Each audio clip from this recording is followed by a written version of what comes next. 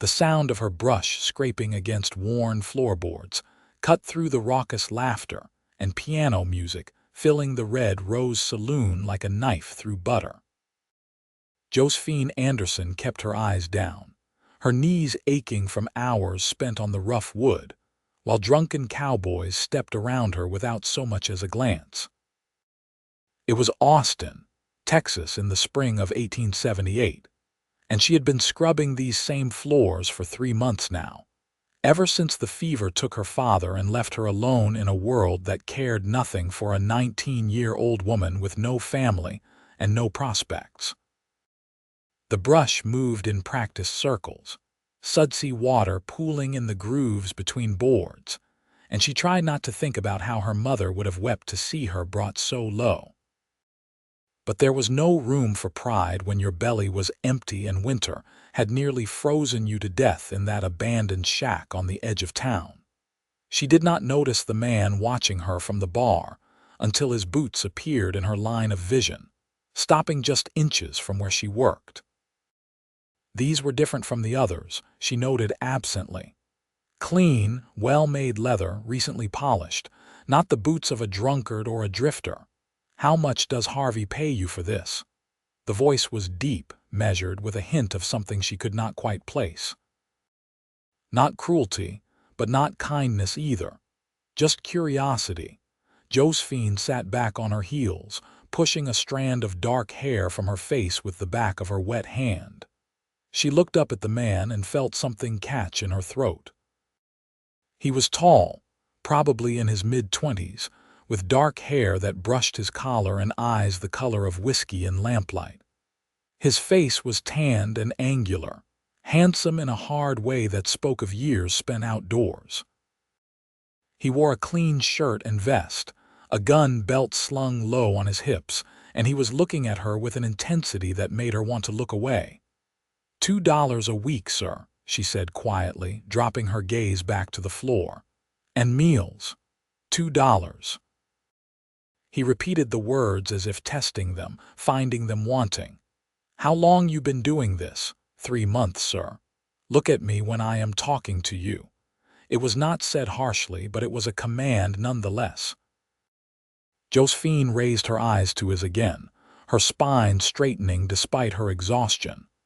There was something in his gaze that was not pity exactly, but recognition, as if he saw her as a person rather than just another piece of furniture in this grimy establishment. "What is your name?" "Josephine Anderson, sir."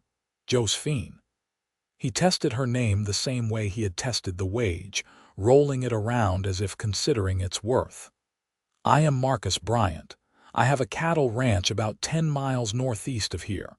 Good land, decent house, but it is too big for one man to keep properly. I need someone who knows how to work, who will not run off at the first sign of difficulty." She stared at him, not understanding where this was going. The piano player hit a sour note, and someone cursed loudly across the room. "I am not offering you a position as a maid," Marcus said, his voice dropping lower so that only she could hear. "I am offering you a position as my wife." The brush slipped from Josephine's fingers, clattering against the wooden floor. For a moment, she was certain she had misheard him, that the noise and the smoke and her own exhaustion had conspired to make her imagine things that were not there. "Sir, I do not understand. It is simple enough." He crouched down so they were at eye level, his forearms resting on his knees. Up close, she could see the lines around his eyes, the shadow of stubble on his jaw. "I need a wife. Someone to help run my home, eventually raise children, someone who will not faint at the sight of hard work. You need security, a roof over your head that does not leak, food that is not table scraps. Seems to me we could come to an arrangement." "You do not even know me," Josephine whispered, her heart hammering against her ribs. "I know you have been scrubbing floors in this place since January, and you have never once complained or caused trouble. I know you arrive before dawn and stay until after dark. I know Harry Morrison tried to grab you last month, and you broke his nose with that scrub bucket." The corner of his mouth twitched slightly. "That tells me enough." Heat flooded her cheeks. She had hoped that incident had gone unnoticed in the chaos of the saloon, but apparently not. "He should not have touched me." "No, he should not have, and on my ranch no one will." Marcus stood, extending his hand to her. "I am not asking you to love me, Josephine Anderson. I am asking you to work for a living wage in a place where you will be respected and protected. The fact that you would be doing it as my wife is just the legal arrangement that makes it proper." She looked at his hand, calloused and strong, then up at his face. There was no mockery there, no hidden cruelty that she could detect, just a straightforward proposition from a man who seemed to mean what he said. Around them, the saloon continued its nightly descent into chaos. Tomorrow she would wake up on her thin mattress in the storage room, her back aching, her hands raw, and she would scrub these same floors again, and the day after that, and the day after that. "When?" The word came out before she could stop it. "Now. Tonight. There is a preacher 2 streets over who owes me a favor. We can be at my ranch by dawn." Madness. This was absolute madness. Women did not marry strangers on a whim, did not run off into the night with cowboys they had just met. But as Josephine looked around the saloon, at the leering faces and the dirty floor and the endless, grinding poverty of her existence, she realized that madness might be her only salvation. "I have nothing to pack," she said slowly. "No belongings except the dress I am wearing." "Then you have nothing to keep you here." Marcus held out his hand again, and this time Josephine took it. His grip was warm and solid, and when he pulled her to her feet, she felt something shift inside her chest. Not love, certainly not that, but perhaps the first stirring of hope. She left the scrub brush lying in its bucket of dirty water and walked out of the Red Rose Saloon without a backward glance. The night air was cool against her flushed skin as they moved through Austin's darkened streets. Marcus kept his hand on the small of her back, guiding her around mud puddles and discarded bottles. She was acutely aware of how close he was, how solid and real he felt compared to the ghosts that had been her only companions these past months. "Why me?" she asked as they turned down a narrow alley. "There must be other women in Austin who would. There are plenty of women looking for husbands," Marcus interrupted. "But most of them want romance and poetry and things I cannot provide. I watched you for 3 weeks before I made my decision. You are strong, practical, and you do not quit. Those are the qualities I need in a wife." 3 weeks. He had been watching her for 3 weeks, studying her like a man might study horseflesh before making a purchase. The thought should have disturbed her, but instead, Josephine found herself oddly touched. At least he had not made his decision impulsively. At least he had taken time to be sure. The preacher's house was a small adobe structure with a cross hanging above the door. Marcus knocked firmly, and after a long moment, a gray-haired man in a nightshirt appeared, squinting at them suspiciously. "Bryant, what in the name of do you know what hour it is?" "Late enough that you should still be awake, Preacher Williams. I need you to perform a marriage." The preacher's eyes moved to Josephine, taking in her worn dress and wet, reddened hands. His expression softened slightly. "This girl agreeable to this arrangement?" "Yes, sir," Josephine said, surprised by the steadiness of her own voice. "I am." "Well then, come inside. Might as well do this properly." The ceremony was brief, almost perfunctory. The preacher's wife appeared in a wrapper, serving as a witness along with the preacher's teenage son.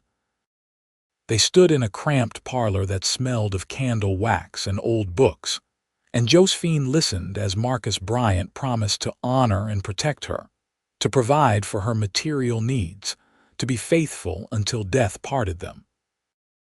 When it was her turn, she made the same promises, her voice barely above a whisper.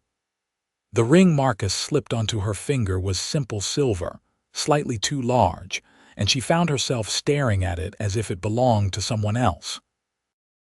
"You may kiss your bride," Preacher Williams said with a small smile. Marcus hesitated for just a moment, then leaned down and pressed his lips to hers. It was chaste, brief, nothing more than a formality.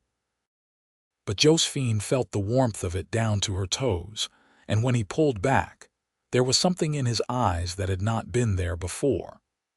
Not love, but perhaps recognition that they had just bound their lives together in a way that could not easily be undone. They rode out of Austin under a sky full of stars, Josephine sitting in front of Marcus on his horse, his arms bracketing her body as he held the reins. She had never been this close to a man before, and she could feel the warmth of his chest against her back, smell the scent of leather and soap and something uniquely him. It should have frightened her, this intimacy with a stranger, but instead, she found it oddly comforting. "Tell me about your ranch," she said as the lights of Austin faded behind them. 2,000 acres, give or take. I have about 500 head of cattle right now, planning to drive them to market in Kansas come fall. There is a main house, a barn, a few outbuildings. I have 3 men who work for me, good men, hard workers. They live in the bunkhouse and will not bother you. Have you always been a rancher? No. I was a soldier for a few years, cavalry, but I saved my pay and bought the land 4 years ago. Been building it up since then." He paused. "What about you? You are too educated to have been raised to scrub floors." Josephine felt her throat tighten. "My father was a school teacher. My mother died when I was 12, and it was just the 2 of us after that. He taught me to read and write, do figures. We had a small house on the south edge of town." She took a shaky breath. "He caught fever in January, died within a week. We had debts I did not know about, and the creditors took everything. I had nowhere to go, no family, no friends who could take me in. The saloon was the only place that would hire me."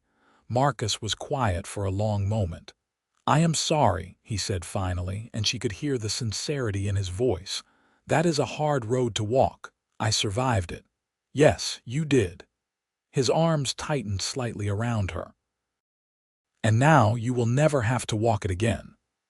They arrived at the ranch just as the first gray light of dawn was breaking over the horizon. Josephine had dozed fitfully during the ride, jerking awake each time the horse stumbled or Marcus shifted position. Now, as they crested a low rise and she saw the ranch spread out before them, she felt her breath catch. It was beautiful. The house was large and well built, 2 stories of solid wood with a wide porch wrapping around the front. There was a barn that looked sturdy and new, several other smaller structures, and beyond it all, rolling grassland that stretched as far as she could see. Cattle dotted the landscape, dark shapes against the pale grass, and in the growing light, everything seemed to glow with promise. "What do you think?" Marcus asked as they rode down toward the house. "It is wonderful," Josephine breathed. "I never imagined that a cowboy proposing in a saloon might actually have something worthwhile to offer." She felt her face heat. "I did not mean it is all right. I understand your caution." He brought the horse to a stop in front of the house and swung down, then reached up to help her dismount. His hands spanned her waist easily, and he set her on her feet with surprising gentleness. "Come on, I will show you around." The inside of the house was sparse but clean, with good furniture and windows that let in plenty of light. The main room served as both kitchen and living area, with a large stone fireplace dominating one wall. There was a table with 6 chairs, a comfortable-looking sofa, and shelves lined with books. Josephine moved to the shelves automatically, her fingers trailing over the spines. Shakespeare, Dickens, several volumes on ranching and animal husbandry. "You read," she said, surprised. "Is that so shocking?" "No, Most cowboys I have met do not. Most cowboys do not have the advantage I did. My mother was a school teacher like your father. She insisted I learn properly before she would let me work the ranch with my father. He moved to the stove, stoking the banked coals to life. There are 2 bedrooms upstairs. You can have the larger one, I will take the smaller. Josephine turned to look at him, confused. But we are married. In name, yes, but I told you I am not asking you to love me. I will not force my attentions on you, Josephine. When and if you want to share a bed, that will be your decision to make. She should have felt relieved. Instead, she felt a strange sense of disappointment that she could not quite explain. That is very honorable of you. It is practical. A woman who is miserable and resentful will not make a good partner. I would rather earn your respect and perhaps your affection than demand something you are not ready to give. He pulled out a skillet, began slicing bacon from a haunch hanging in the corner. Are you hungry? Starving, she admitted. They ate breakfast as the sun climbed higher, sitting across from each other at the solid wooden table. Marcus made surprisingly good bacon and eggs, and there was fresh bread that he said one of his ranch hands' wives had brought by the day before. Josephine ate slowly, savoring every bite, acutely aware that this was the best meal she had had in months. So what exactly do you want me to do? She asked between bites. You said you needed help with the house. Cooking, cleaning, mending, the usual domestic things. But also I need help with the books, keeping track of expenses and income, managing supplies. If you are as educated as I suspect, you will be better at that than I am. And eventually, he paused, his eyes meeting hers. Eventually, I hope we will have children, but that is a long way off yet. Children, with this man who was now her husband but still a stranger. Josephine tried to imagine it and could not. How old are you, Marcus? 26. You, 19. 20 next month, a spring bride then. He stood, collecting their plates. Why do not you go upstairs and rest? You have had a long night. I need to check on the cattle and talk to my men, but I will be back by mid-afternoon. We can discuss your duties in more detail then. I can help with the dishes. Rest, Josephine. There will be plenty of time for work later. She was too exhausted to argue. The stairs seemed to stretch endlessly upward, and by the time she reached the landing, her legs were trembling.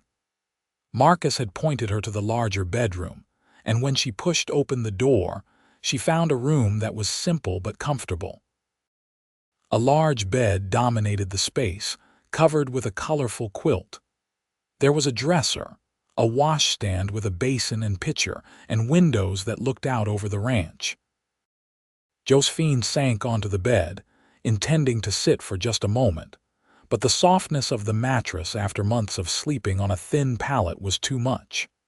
She lay back, her eyes drifting closed, and fell into a deep, dreamless sleep.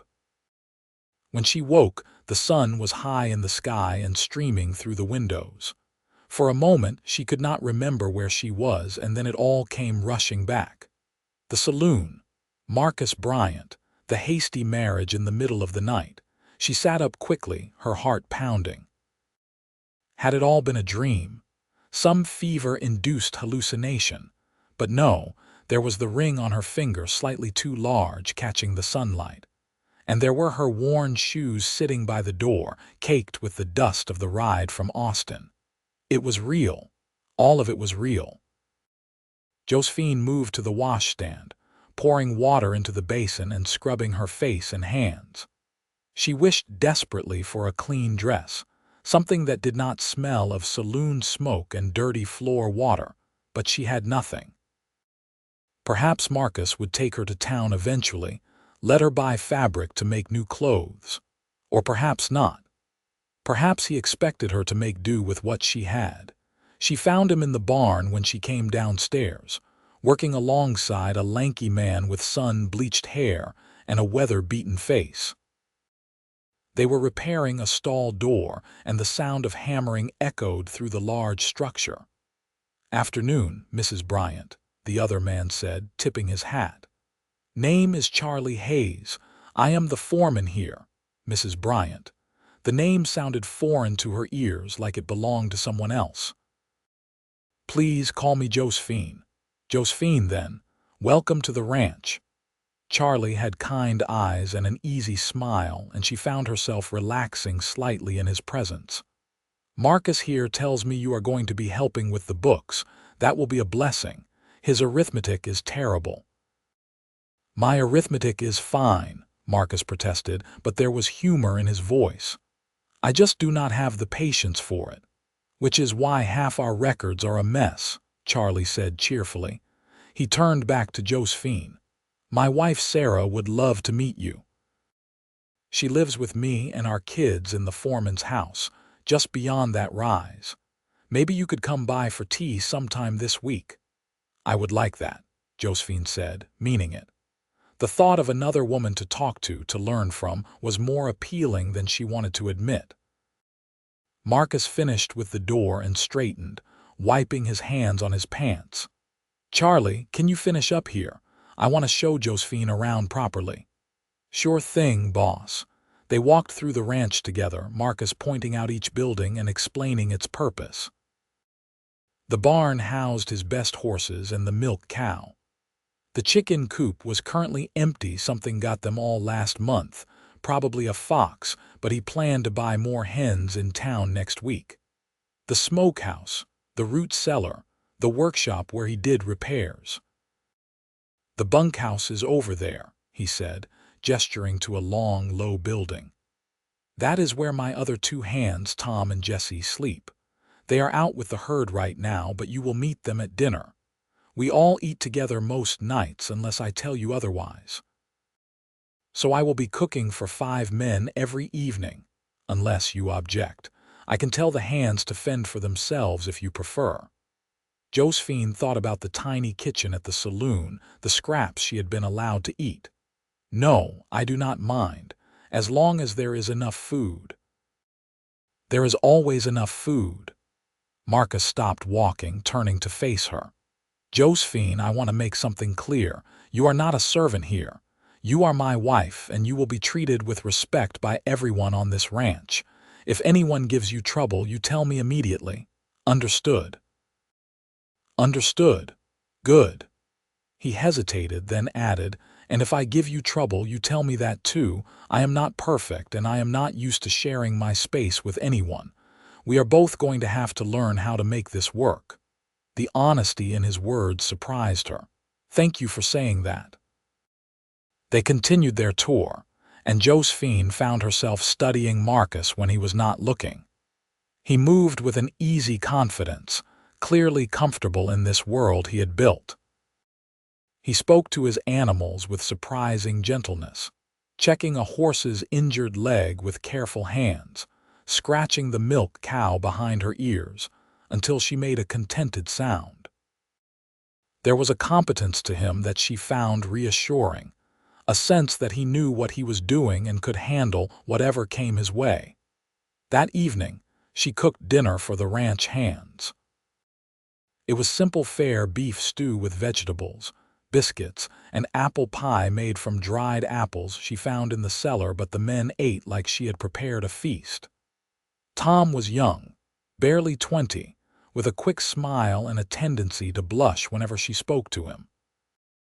Jesse was older, probably in his 40s, quiet and watchful but not unfriendly. They both treated her with a cautious respect that told her Marcus had already spoken to them about her presence. "Best meal we have had in months, Mrs. Bryant," Tom said enthusiastically, reaching for his third biscuit. "Marcus can cook, but it is always the same 5 things." "I can make more than 5 things," Marcus protested. "Barely," Charlie said with a grin. "Face it, boss, you are better with cattle than with a cooking pot." The easy banter between the men was pleasant, familiar in a way that reminded Josephine of better times. Her father had often had colleagues over for dinner, and she remembered these kinds of conversations, the gentle teasing and laughter. She had not realized how much she missed it.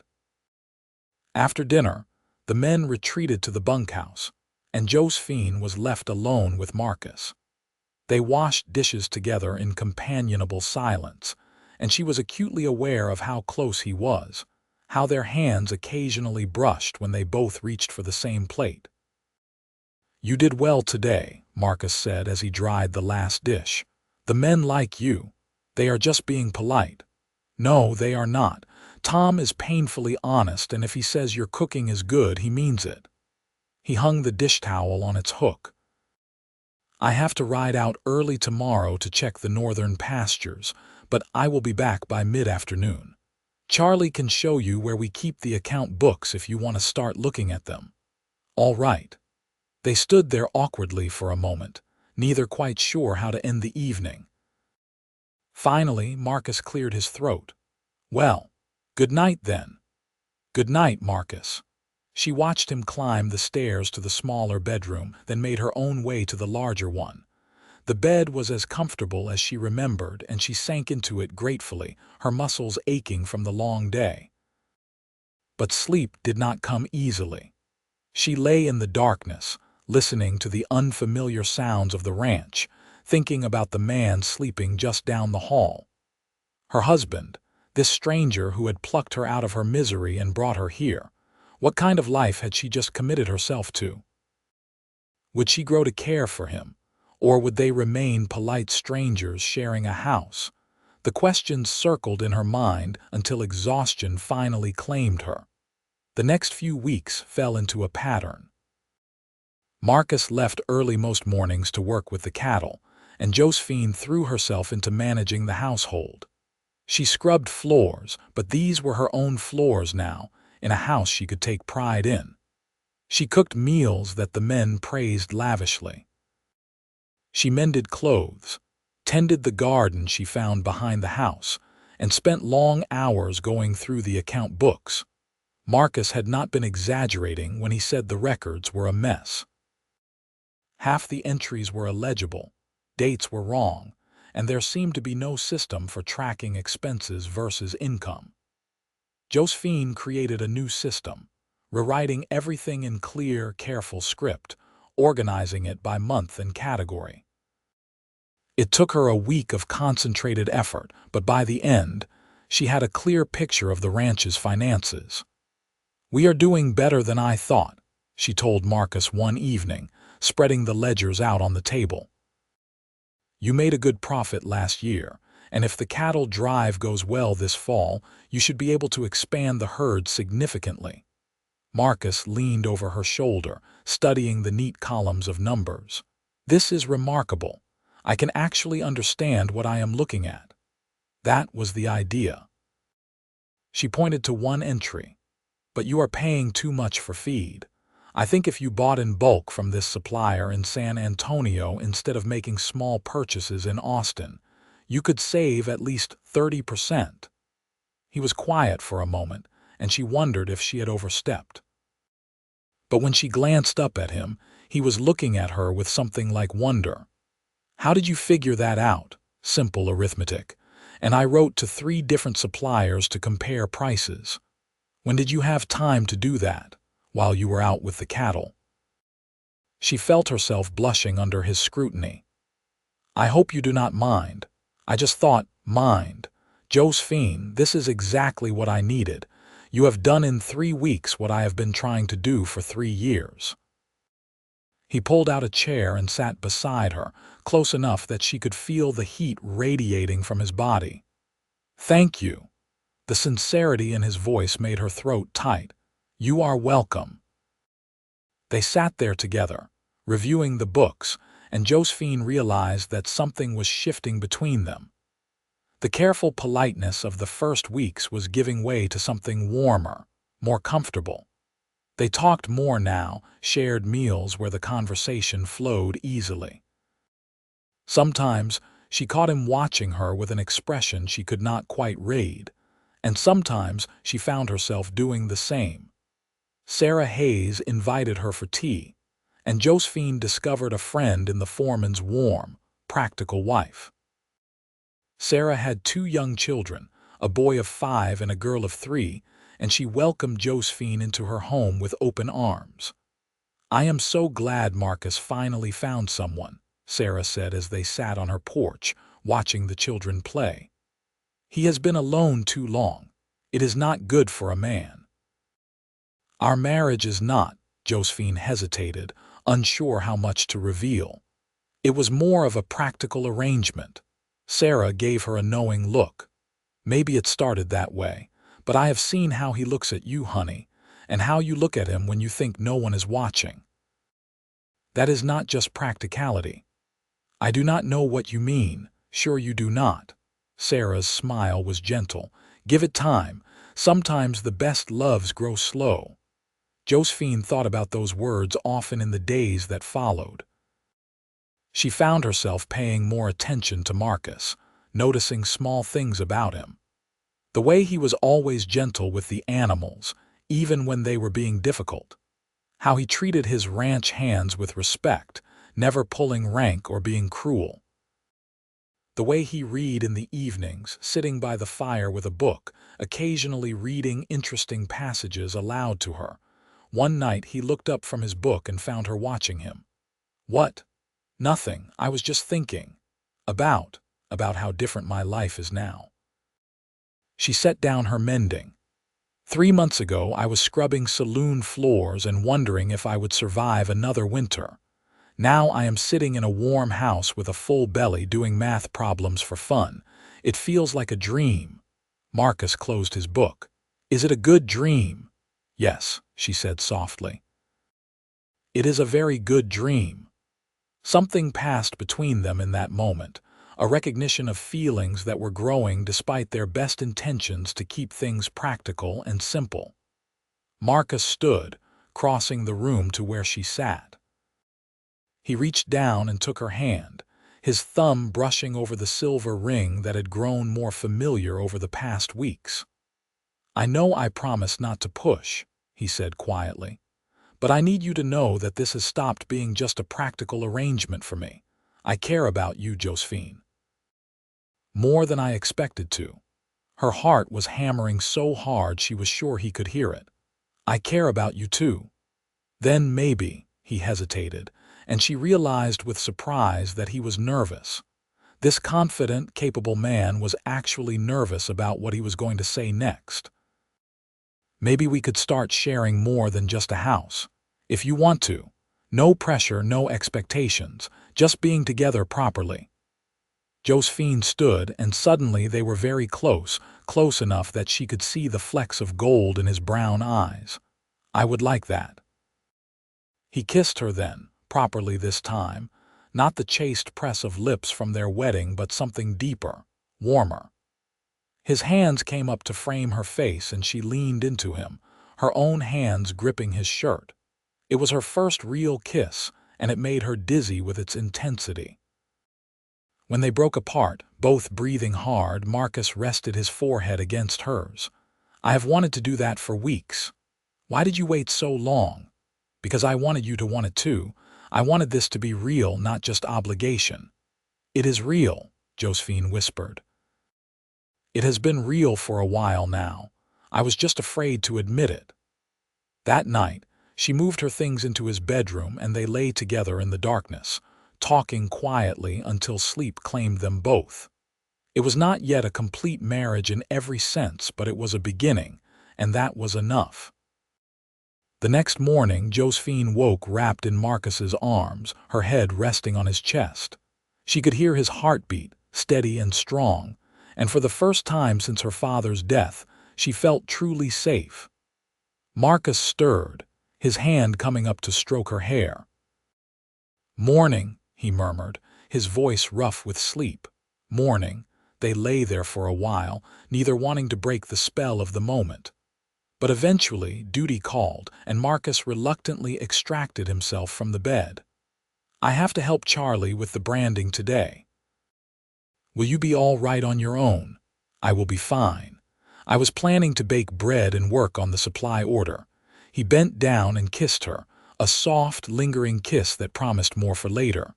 "I will see you at dinner." Josephine watched him go, then set about her day with a lightness in her step that had not been there before. She sang as she worked, old songs her mother had taught her, and found herself smiling for no reason at all. Love, she realized, had crept up on her when she was not looking, and now it filled her whole world with color and warmth. Over the following weeks, their relationship deepened. They talked late into the night, sharing stories of their childhoods, their dreams, their fears. Marcus told her about his time in the cavalry, the battles he had seen, the friends he had lost. She told him about her mother's death, the long years alone with her father, the terror of finding herself suddenly orphaned and destitute. "I wish I had found you sooner," Marcus said one night, holding her close. "I hate thinking of you suffering like that. But if you had found me sooner, I might not have appreciated what I have now," Josephine reasoned. "Sometimes we need to walk through darkness to truly value the light." "You are wiser than your years, Mrs. Bryant," she laughed. "I am 19, not 9, and I have had to grow up fast." "Too fast," he agreed, his expression sobering. "But no more. From now on, you are allowed to just be young and happy." It was a promise he kept. Marcus was unfailingly kind, patient, and attentive. He brought her little gifts when he went to town: ribbons for her hair, a new book, once a beautiful shawl in deep blue that made her eyes shine. He taught her to ride properly, spending patient hours in the corral until she could handle a horse with confidence. He made her laugh with his dry observations about the ranch hands and his terrible attempts at telling jokes. And at night, in their shared bed, he taught her about intimacy and passion with a gentleness that made her fall even deeper in love with him. There was no awkwardness between them now, no careful politeness. They had become true partners in every sense of the word. Summer arrived, bringing long, hot days and occasional violent thunderstorms that turned the sky purple and made the cattle restless. Josephine established herself as the unquestioned mistress of the ranch, earning the respect and affection of all who worked there. She organized a proper system for meals, created a rotation for cleaning, and even started teaching Tom basic reading skills in the evenings when he shyly asked if she might help him learn his letters. "You are transforming this place," Charlie told her one afternoon as they reviewed the supply inventory together. "Not just the house, but everything. The men are happier, more settled, and Marcus, well, I have never seen him like this." "Like what?" "Content. At peace. He has always been a good boss, but he carried a weight with him, like something was missing. But now," Charlie shrugged, "now he seems whole." The words warmed her more than she wanted to admit. To know that she had given Marcus something valuable, something beyond just clean floors and balanced books, filled her with quiet joy. In August, Marcus began preparing for the cattle drive. He would be gone for nearly 2 months, driving 500 head of cattle to Kansas to sell at market. It was necessary for the ranch's survival, but the thought of being separated from him for so long made Josephine's heart ache. "I could come with you," she suggested as they lay in bed the night before his departure. "No." His answer was firm but gentle. "The drive is dangerous and I will not risk you. Besides, I need you here managing things. Charlie will be in charge of the day-to-day ranch work, but you are the one I trust with the finances and the big decisions. What if something happens to you? Nothing will happen to me. I have made this drive 4 times before." He pulled her close, kissing the top of her head. "I will be back before you know it, and I will bring you something beautiful from Kansas. I do not need anything from Kansas. I just need you to come home safe. That is a promise I can keep." He left at dawn, along with Charlie, Tom, and 2 other cowboys Marcus had hired specifically for the drive. Josephine stood on the porch watching until they disappeared over the horizon, her throat tight with unshed tears. Jesse stayed behind to watch over the ranch and the remaining cattle, and Sarah made a point of visiting more frequently, keeping Josephine company during the long, lonely evenings. The days passed slowly. Josephine kept herself busy with endless tasks, but nothing could quite fill the emptiness Marcus's absence created. She wrote him letters that would never be sent, filling pages with her thoughts and feelings. She slept in his shirt because it smelled like him. She counted down the days until his expected return like a child counting down to Christmas, and she worried. Every night she prayed for his safety, imagining all the terrible things that could happen on the long trail north. Stampedes, river crossings, bandits, Indians, 1,000 different disasters that might prevent him from coming home to her. It was during this time that she realized how deeply she had fallen in love with Marcus Bryant. He was not just her husband, not just her protector and provider. He was the other half of her soul, the person who made her feel complete. The thought of losing him was unbearable. September arrived with cooler temperatures and the first hints of fall color in the trees. Josephine had long since stopped expecting Marcus back on any particular day. He had told her the return date was flexible depending on how quickly they sold the cattle. But she still found herself watching the horizon every evening, hoping for a glimpse of riders. It was a Friday afternoon when she finally saw them. She was in the garden harvesting the last of the summer vegetables when she heard the thunder of hooves. She dropped her basket and ran to the front of the house, her heart leaping into her throat. Marcus was riding at the head of the group, dusty and trail-worn but unmistakably whole and healthy. When he saw her, his face broke into a wide smile, and he spurred his horse forward. He was out of the saddle before the animal had fully stopped, and then Josephine was in his arms, laughing and crying at the same time. "You are home," she said against his chest. "You are really home. I told you I would be." He pulled back just far enough to kiss her thoroughly, not caring that his men were watching with broad grins. "God, I missed you. I missed you too, so much." She touched his face, his shoulders, his chest, as if confirming he was really there. Was it successful? Better than successful. "We got top price for the cattle, and I made some contacts for future drives. We are going to expand, Josephine. This ranch is going to be something truly special."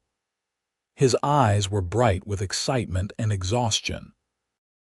"But right now, all I want is a hot bath, a good meal, and to sleep in my own bed with my wife."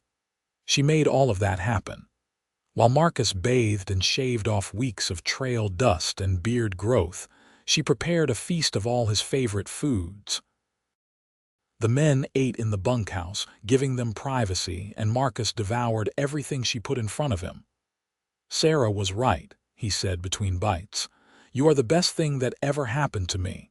You talked to Sarah about me before I left. She told me I had better come back in one piece because you would never forgive me if I did not." He reached across the table and took her hand. "She also told me I was a fool for taking so long to tell you I loved you." Josephine's breath caught. They had been dancing around the word for weeks, both feeling it but neither quite brave enough to say it first. "Marcus, I love you, Josephine, not because you keep good books or cook good meals or any of the practical reasons I thought I needed a wife. I love you because you are brave and smart and kind, because you make me laugh, because coming home to you is the best part of my day, because I cannot imagine my life without you in it anymore." Tears were streaming down her face now, but they were happy tears. "I love you too. I have for weeks, but I was afraid to say it, afraid you would think I was being foolish or overly emotional. Never foolish. And emotions are not something to be ashamed of." He stood, coming around the table to pull her into his arms. "We started this marriage as a business arrangement, but it became so much more. You became so much more." That night, They celebrated his return properly, and Josephine fell asleep certain that she was the luckiest woman in Texas. The ranch prospered over the following months. With the money from the cattle drive, Marcus was able to buy more land, expand the herd, and make improvements to the buildings. Josephine continued to manage the finances and the household with impressive efficiency, and together they made plans for the future. Winter came, bringing cold winds and occasional snow, but Josephine did not mind. She was warm and safe and loved, and that was all that mattered. She and Marcus grew closer still, their partnership deepening into something rock-solid and unshakable. It was in January, almost exactly a year after her father's death, that Josephine realized she was pregnant. She had missed her monthly courses and was feeling queasy in the mornings, but she wanted to be sure before she told Marcus. Sarah confirmed her suspicions with a knowing smile. "I thought you might be. You have that look about you." Sarah hugged her tightly. "How do you feel? Scared? Excited? Overwhelmed?" Josephine pressed a hand to her still flat stomach. "What if I am not a good mother? You will be wonderful. You have so much love to give, and that is the most important thing." Sarah pulled back, studying her face. "Have you told Marcus yet?" "No, I wanted to be certain first." "Well, do not wait too long. That man deserves to know he is going to be a father." Josephine told him that evening after dinner. They were sitting by the fire, and she had been trying to find the right words for an hour. Finally, she just blurted it out. "Marcus, I am going to have a baby." He went very still, his book forgotten in his lap. "What? I am pregnant." Sarah confirmed it today. "I am probably about 2 months along, which means the baby will come in late summer." For a long moment he just stared at her, and Josephine felt a flicker of fear. What if he was not happy? What if this was too soon, too much? But then a slow smile spread across his face, transforming it with pure joy. "We are going to have a baby." "Yes." He set his book aside and crossed to her in 2 long strides, pulling her to her feet and into his arms. "Josephine, I cannot even find words. I am so happy." Relief flooded through her. "You are not upset." "Upset? Why would I be upset? You have just given me the best news of my life." He placed his hand gently on her stomach. "A baby, our baby. Are you hoping for a boy or a girl? I do not care, as long as both of you come through it healthy." He kissed her forehead, her cheeks, her lips. "We are going to be parents." The pregnancy progressed smoothly. Marcus became impossibly protective, insisting that Josephine not lift anything heavy or work too hard. She tolerated his fussing with good humor, knowing it came from a place of love. Her body changed, her belly swelling with their child, and Marcus seemed fascinated by every development. "It is strange to think there is a person in there," he said one night, his hand resting on her stomach. "A person we made together." "Very strange," Josephine agreed. Then she gasped. "Oh." The baby kicked. "Did you feel it?" Marcus's eyes went wide. "That was the baby." "Yes. Here, put your hand here." She guided his hand to the right spot, and they waited. After a moment, there was another flutter of movement, and Marcus laughed in delight. "That is amazing. That is the most amazing thing I have ever felt. Wait until the baby decides to kick my ribs in the middle of the night. You might feel differently then." But he never did. Even when Josephine was hugely pregnant and uncomfortable, when she could not sleep and was constantly needing to relieve herself, Marcus remained patient and supportive. He rubbed her swollen feet, brought her cold water in the middle of the night, and told her she was beautiful even when she felt like a beached whale. Their son was born on a sweltering August day in 1879. The labor was long and difficult, and there were moments when Josephine thought she might not survive it.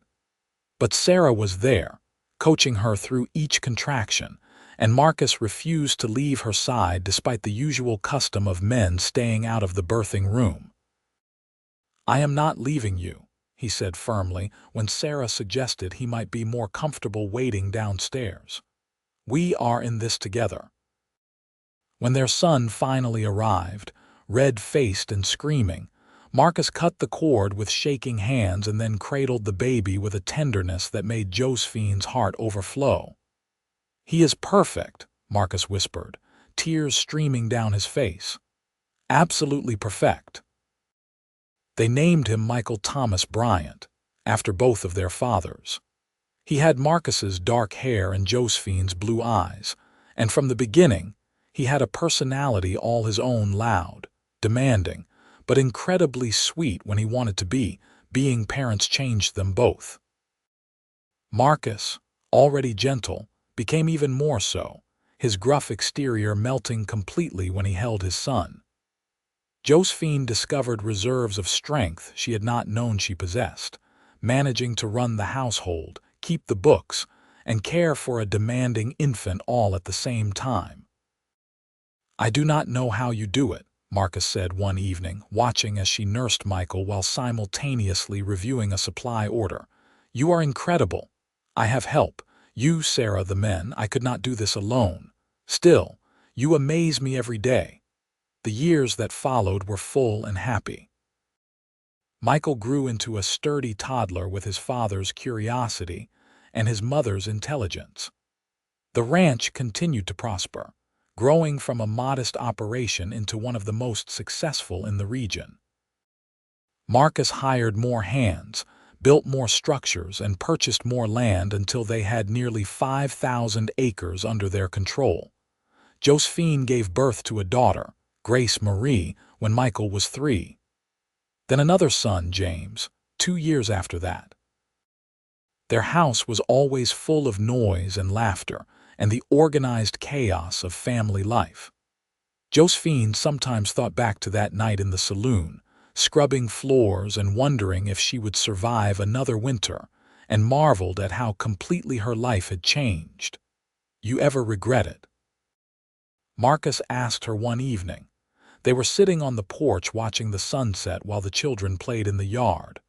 Michael was 6 now, Grace 3, and baby James was sleeping in Josephine's arms. Marrying a stranger, giving up any chance of a different life. Josephine looked at her husband, at the man who had seen her at her lowest and offered her not just survival but a chance at real happiness. She thought about the life they had built together, the family they had created, the love that had grown from such unlikely beginnings. "Not for a single moment," she said softly. "You gave me everything I did not even know I needed. A home, security, purpose. But most of all, you gave me love, real, deep, lasting love." Marcus reached over and took her free hand, threading his fingers through hers. "You gave me the same. I thought I just needed someone practical, someone who could help run the ranch. But you taught me that life is so much richer when you share it with someone you love. You made this house a home." They sat in comfortable silence, watching the sky turn from gold to pink to purple. Michael was chasing Grace around the yard, both of them shrieking with laughter. James stirred in Josephine's arms but did not wake. "We should have another one," Marcus said suddenly. Josephine laughed. "Another child. Are you sure 3 is not enough chaos for you?" "I like chaos. Especially when it comes from children we made together." He leaned over and kissed her temple. "Besides, Grace needs a sister, someone to balance out all these boys. What if it is another boy? Then Grace will be even more special for being the only girl." He grinned. "But I have a feeling it will be a girl. I seem to remember you saying something about wanting a large family once upon a time. I might have mentioned it." Josephine felt warmth spreading through her chest. "All right, another baby. But after James is a bit older, and I can manage everything without feeling like I am drowning." Deal.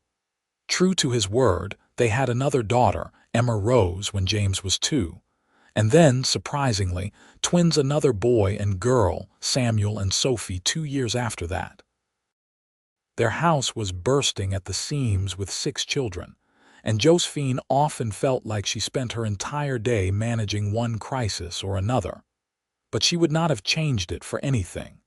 Marcus was a wonderful father, patient and loving but firm when needed. He taught the boys to ride and rope and work cattle, instilling in them a respect for the land and the animals they raised. He was gentler with the girls but no less devoted, teaching them to read and encouraging their curiosity about the world. As the children grew, so did the ranch. Michael showed an early aptitude for ranching and spent every available moment working alongside his father. Grace inherited her mother's head for numbers and was helping with the books by the time she was 10. James was the dreamer of the family, always off somewhere with a book or sketching pictures of the landscape. Emma was fierce and independent, more at home in the barn than in the house. And the twins, Samuel and Sophie, were inseparable troublemakers who kept everyone on their toes. "We have built something good here," Marcus said one evening. They were alone for once, the children all in bed, and they were taking advantage of the rare quiet to sit together on the porch as they had so many times before. "We have," Josephine agreed.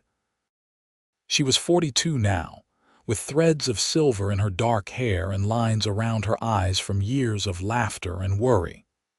Marcus was 49, gray at the temples and weathered by decades of sun and wind. But when he looked at her, she still saw the same love and wonder that had been there that first morning when she woke in his house as his wife. "I never imagined my life would turn out like this," she continued. "When I was 19 and scrubbing those saloon floors, I thought the best I could hope for was survival. I never dreamed I would have a husband I adore, 6 beautiful children, a home that is truly mine." "It is ours," Marcus corrected gently. "Everything we have, everything we are, we built together." "That is true." She leaned her head on his shoulder, feeling the solid warmth of him. "Do you remember that first night, when you proposed in the middle of the saloon? I remember thinking you were going to refuse. You looked at me like I was insane." "You were insane. Who proposes to a woman they have been watching for 3 weeks, a man who knows what he wants when he sees it?" He kissed the top of her head. "Best decision I ever made. Mine too." They sat there as the stars came out one by one, holding hands and watching the night settle over the land they loved. Inside, their children slept safe and warm. Around them, the ranch stretched out in all directions, a testament to years of hard work and careful planning. And between them was a love that had started as a practical arrangement and grown into something rare and precious. Years continued to pass. Michael married a neighboring rancher's daughter and built his own house on the far edge of the property, ready to take over more of the ranch responsibilities. Grace went to college in Austin, scandalizing some of the neighbors but making her parents proud. James headed east to study art, sending home beautiful paintings that Josephine hung throughout the house. Emma married a young veterinarian and settled nearby. The twins, always together, both chose to stay on the ranch, working alongside their father and brother. Marcus and Josephine became grandparents, delighting in each new baby that arrived. They had weathered droughts and harsh winters, economic downturns and personal losses. Charlie passed away peacefully in his sleep at 72, and they mourned the loss of their dear friend. Sarah followed him a year later, and Josephine felt the loss acutely, remembering the kindness the older woman had shown her when she first arrived at the ranch. But through it all, they had each other. Their love had deepened and matured, becoming the bedrock on which everything else was built. They still held hands. They still made each other laugh. They still looked at each other with wonder sometimes, amazed at what they had created together. It was on their 30th wedding anniversary that Marcus took Josephine back to Austin. They rode together on the same horse, just as they had that first night, and he led her to the Red Rose Saloon. "Why are we here?" Josephine asked, confused. "Because this is where it started." Marcus helped her down from the horse and led her to the door. "This is where I saw you scrubbing floors and thought, that woman is exactly what I have been looking for." The saloon had changed over the years. New owners, new paint, new piano player. But the floors were the same, and for just a moment, Josephine could almost see her younger self kneeling there, hopeless and exhausted. "I was so scared that night," she said quietly. "When you proposed, I thought you might be playing some cruel joke, or that you were insane, or that it was too good to be true and would all come crashing down around me. But you took a chance anyway. I did not have much choice. It was take a chance on you or die slowly in that saloon." She turned to face him, but it stopped being about survival so quickly. "Within weeks, I was falling in love with you. Within months, I could not imagine my life any other way." Marcus pulled her close, right there in the middle of the saloon with curious eyes watching. "I loved you before I ever spoke to you. I just did not know it yet. I thought I was looking for a practical solution to a practical problem, but what I found was the other half of my soul." He kissed her there, a long, deep kiss that made the saloon patrons whistle and cheer. When they broke apart, both laughing, Josephine felt like that 19-year-old girl again, full of hope and possibility. They left the saloon hand in hand and rode back to the ranch as the sun set behind them, painting the sky in shades of gold and crimson. Their children and grandchildren were waiting when they arrived, having organized a surprise party complete with a feast and music and laughter. 30 years, Marcus said in his speech, raising a glass to his wife. 30 years of joy and challenge, laughter and tears, triumphs and setbacks. And through it all, this woman has been my partner, my love, my best friend. I found her scrubbing floors in a saloon, and I asked her to come scrub my cabin as my wife. But what she did was scrub the loneliness from my heart and fill it with more love than I knew was possible." There was not a dry eye in the house when he finished. Josephine stood and kissed him to thunderous applause, and they spent the rest of the evening surrounded by the family they had created, the life they had built. As Josephine lay in bed that night, Marcus's arms around her, she thought about the path that had led her here. The hardship and loss, the desperate gamble that had paid off beyond her wildest dreams. She thought about the man who had seen her at her lowest point and offered her not pity but partnership, who had kept his promise to protect and provide but given her so much more respect, love, a true partnership in every sense of the word. "I love you," she whispered into the darkness. "I love you too," Marcus murmured back, already half asleep. "Always have. Always will." Outside, the ranch was quiet, bathed in moonlight. Inside, 6 children and 14 grandchildren slept peacefully, safe in the home that Marcus and Josephine had built together. And in the master bedroom, 2 people who had started as strangers held each other close, their hearts beating in perfect synchronization. The years had been kind to them, but more than that, they had been kind to each other. They had chosen to see the best in one another, to work together through difficulties, to build something lasting and beautiful. From a chance encounter in a rough saloon had sprung a love story for the ages, a testament to the power of taking chances and believing in possibility. Josephine drifted off to sleep with a smile on her face, knowing that when she woke, Marcus would be there beside her, just as he had been for 30 years, just as he would be for however many years they had left. They had found each other in the most unlikely of circumstances, and they had made a life together that was rich and full and overflowing with love. It was more than she ever could have dreamed of that night in the saloon, and it was exactly what both of them needed. The final years of their lives were peaceful and filled with contentment. They watched their grandchildren grow and welcomed great-grandchildren into the world.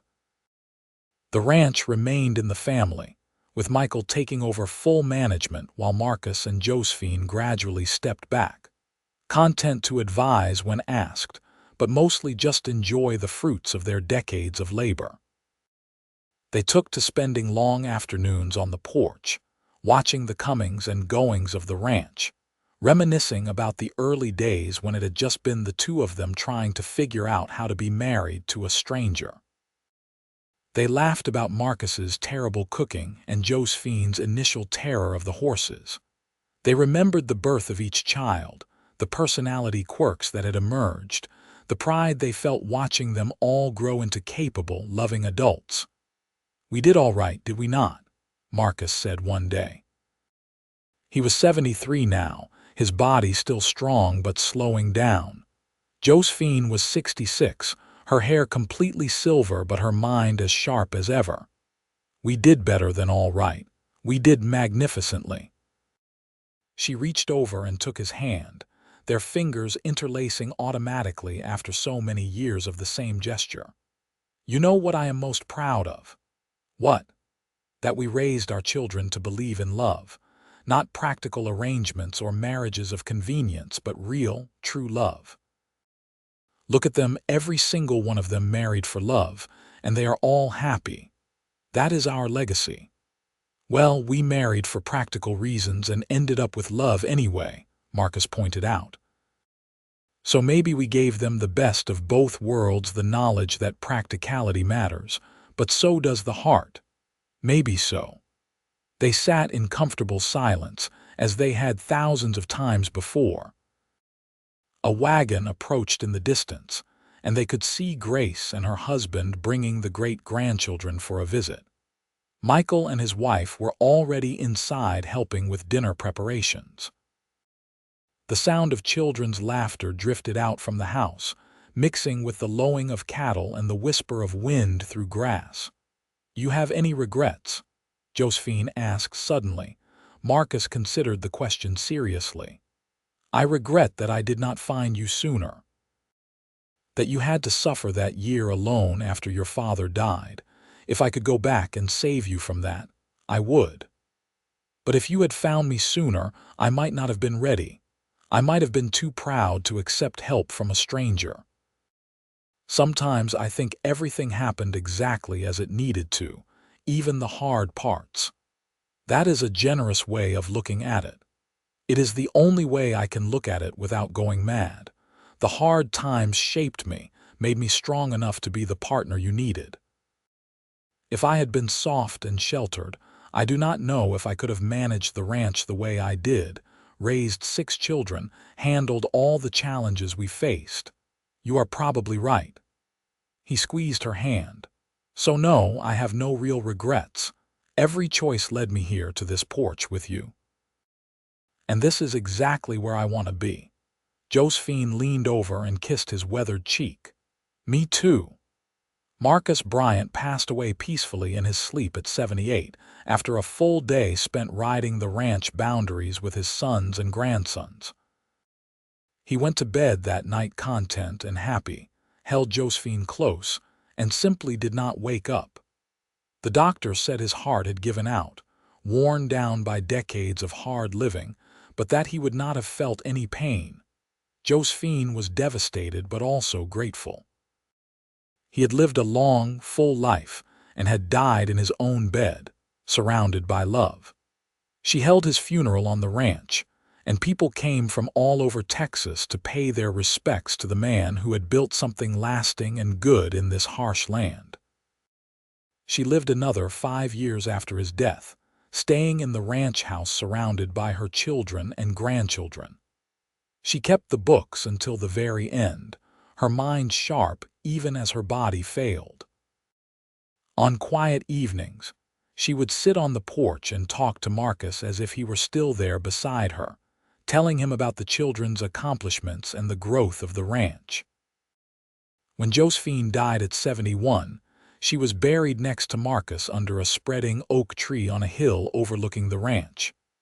The headstone was simple but telling Marcus Bryant, beloved husband and father, and Josephine Bryant, beloved wife and mother. But their true legacy was all around, in the prosperous ranch that still bore the Bryant name, in the 6 children and dozens of grandchildren and great-grandchildren who carried their values forward, in the love story that became family legend. Years later, the great-grandchildren would ask to hear the story of how their great-grandparents met. And the telling always started the same way, with a cowboy walking into a saloon and seeing a young woman scrubbing floors. How he offered her a chance she had no reason to trust, but took anyway. How a practical arrangement became the greatest love story any of them had ever known. The ranch still stands today, passed down through generations of Bryants, all of them taught to value hard work, integrity, and above all, love. The main house has been expanded and modernized, but the original structure remains at its core, a testament to what Marcus and Josephine built together. And if you visit on a quiet evening, locals will tell you that sometimes you can see 2 figures sitting on the porch as the sun sets, an old cowboy and his wife, holding hands and watching over the land they loved. It is probably just shadows and imagination, but it is a nice thought. That love that's strong does not really end, even when life does. That 2 people who took a chance on each other in the most unlikely circumstances created something eternal. Their story reminds us that sometimes the best things in life come from the most unexpected places. That courage and kindness can transform desperation into hope. That love, real love, can grow from the smallest seeds if tended with care and patience. Marcus and Josephine Bryant started with nothing but a practical arrangement and built a dynasty. But more importantly, they built a partnership based on mutual respect, genuine affection, and deep, abiding love. The Red Rose Saloon is long gone now, replaced by modern buildings and paved streets. Austin has grown from a rough frontier town into a thriving city. But the ranch remains, a piece of the Old West preserved and cherished, and with it, the memory of 2 people who found each other when they both needed it most and created something beautiful that has lasted long after they were gone.